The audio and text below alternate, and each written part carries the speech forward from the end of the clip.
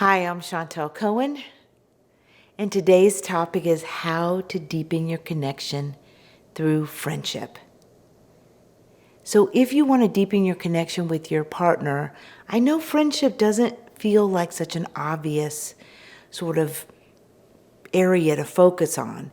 And yet I want you to think about friendship, that we all know that trust and communication and intimacy are pillars for a long-lasting relationship. But if you don't nurture friendship, it's like a three-legged chair. It's impossible to sit in. And so friendship is vital to a relationship. And so here are some things that you can do. One is you want to increase the friendship by knowing your partner's inner world. And I love this part. And as a therapist, I just truly think this is so cool. There are questions and things that you can ask your partner that give you a window into the way that they think, the way they view the world. And I know what you're thinking is, I know everything there is to know about my partner. Not true. We get so bogged down in running the LLC of our lives that most couples spend a lot of time in transactional communication, which is, hey, can you get dinner on? Oh, I'm gonna get the kids bathed. Hey, can you take the trash out? It's like all about running their lives, but they forget about the connection communication. And when you focus on friendship, that's exactly what you're doing.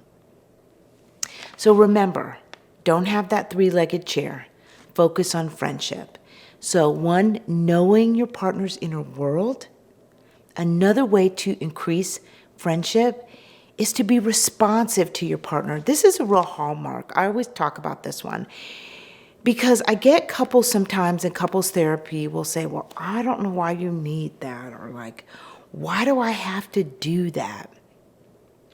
And I often will challenge that person. What do you have to lose by doing that for your partner? That isn't that why we get into relationships, is we want our partners to be responsive to us, because the rest of the world certainly isn't. No one owes us anything, but yet when we have a partner, we're in this sort of intimate contract that says, I'm here for you. Don't worry, I got you. And you can't have the I got yous or I'm here for you without being responsive to your partner's needs. So if your partner needs you to hold their hand every once in a while, hold their hand. You don't have anything to lose. Because what it does, it increases fondness and connection.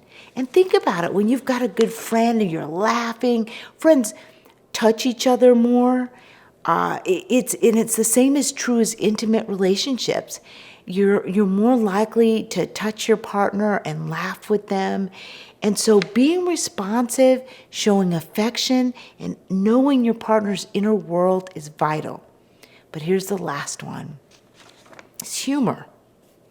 Guys, laugh a little. I mean, one of the things that people forget is that when they first got together, they just laughed a lot more. And they did things, those cute things that you see your partner do that you kind of laugh about. Like my husband, he does not like to get his hands dirty. He would be mortified if I told you this. So if you ever see him, don't tell him that I told you this.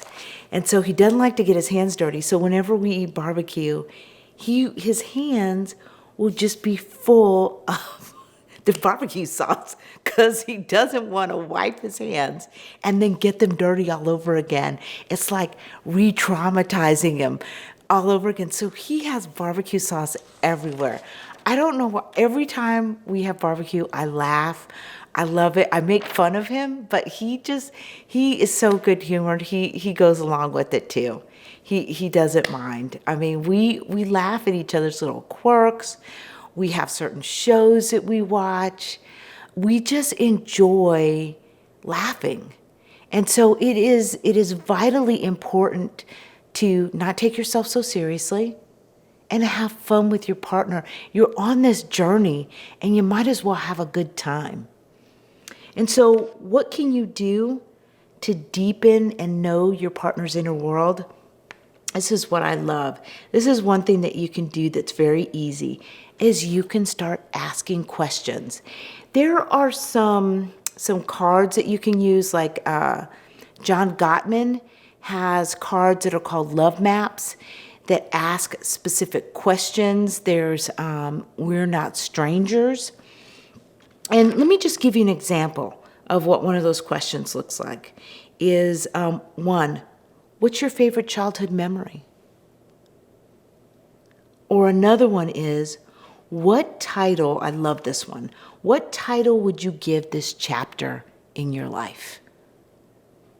You start to get into their head and view the world the way they see it. Or what lesson took you the longest to learn? What thing did you have to unlearn? And so you start to learn more about your partner. You can do this in a very formal way where you actually have cards or you write down things, or you can do it in an informal way. When you're sitting in your backyard and maybe you guys are having a glass of wine and you're just asking your partner. And it doesn't have to be robotic, like, what's your favorite childhood memory? I mean, you can talk about family barbecues when everybody used to get together, and wow, it was so cool because you got to see people that you didn't see often. And so this is something that you can do that can really deepen your relationship. That is one example of how to get to know your partner's inner world. Obviously, expressing care and affection is easy. You know what your partner likes, if they like back rubs or if they like you to hold their hand.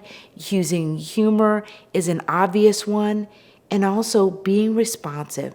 Start to really clue in to what your partner needs. And if you don't know, ask, what do you need from me right now?